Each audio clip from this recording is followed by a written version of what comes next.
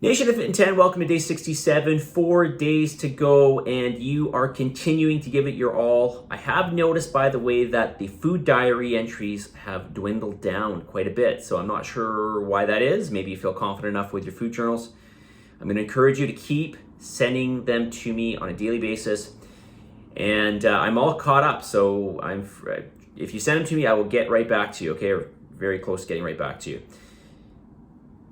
I'll get back to you at least within a day. Okay, let's say that.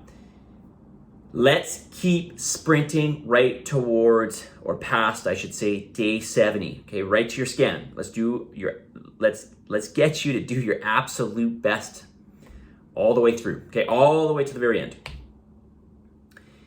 More of your questions, so let's get into it. This person asks, does overeating on fat by 1-2 grams really make a big difference to body fat percentage? I noticed my fat macros didn't really change much over the challenge.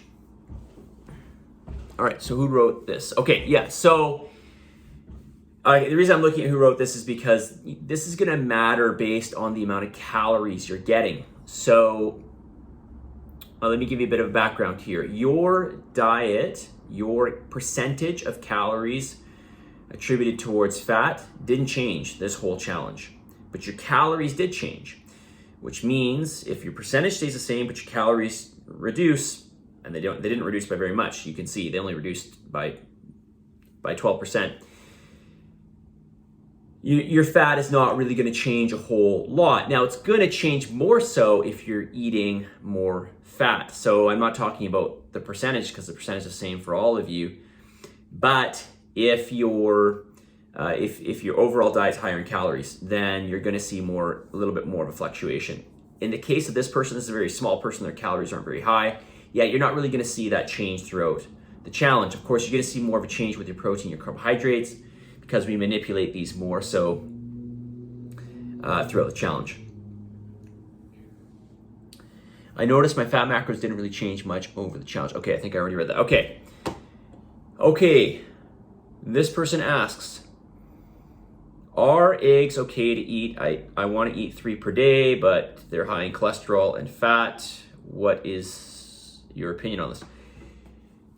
So fats. So eggs are a superfood. Why are they a superfood? Why are eggs a superfood? Okay, well, first of all, if you're going to eat eggs, I'm going to highly recommend that you get eggs that are raised on a pasture and or fed omega-3 rich foods, because this is going to reflect at least the fat content found in them, and we want to try to get a little more omega-3s in there. I don't know how much more omega-3 you're going to get from hens that are fed a diet that's omega-3 enriched, but you're going to get more. So try to get eggs that are like that. But let's talk about what eggs are high in, because they're high in a lot of nutrients. So I would say that eggs are one of the most nutrient-dense foods on the planet, and here's why. They're high in several nutrients, including choline, and choline is necessary for the development and the health of your brain. They are high in vitamin A, in vitamin D, in vitamin E, in vitamin K, in folate, okay, actually in various B vitamins, not just folate, iron, selenium.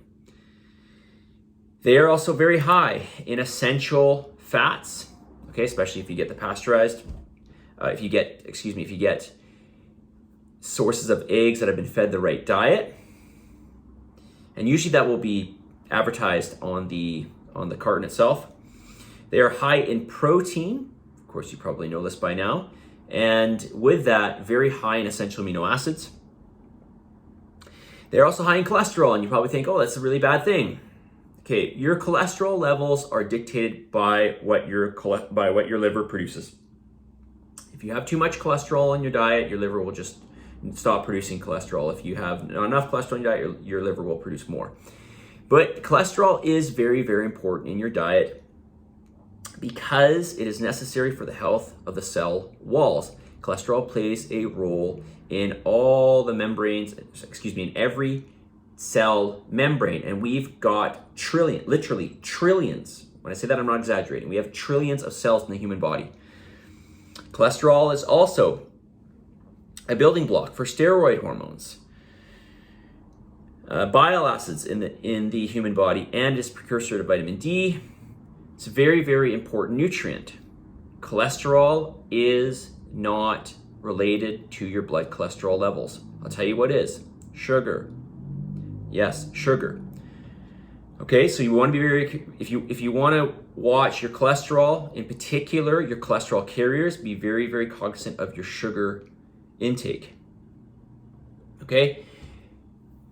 Cholesterol is also necessary for the health of the cell walls. So I know I just mentioned that, but it maintains specifically the cell wall fluidity. Of course, eggs are highly satiating. This is important when you're trying to manage your calories. And they're also very high in antioxidants, lutein and zeaxanthin. And these are both very important for eye health. Okay, so get your eggs in. Do not worry about having too much. Obviously, eggs have about 5 grams of fat on average per egg, so you can't eat endless amounts of them. You're gonna get too much fat. But certainly having 2, 3, 4 per day is totally fine and absolutely healthy, okay? All right, let's get to the message of the day. On this day 67, I cannot believe this challenge is winding down. You're as happy as you allow yourself to be. No one else is in control on how you view the world and how you view the world and your life. Your happiness is up to you. Your happiness is up here. And making a list daily for things that you're thankful for will have a huge, huge bearing on your level of happiness. Happiness is a state of mind.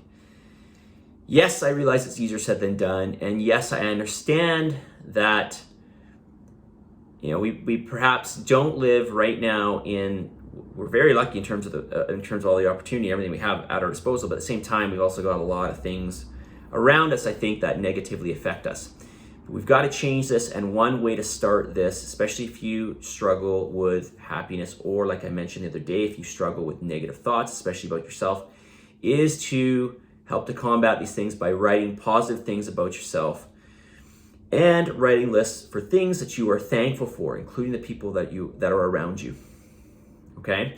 So do this, and I guarantee you it's going to have some positive bearing in your life. Positive energy, positive vibes, believe in yourself, and for the love of God, give some gratitude, and I'll talk to you all tomorrow. See you guys.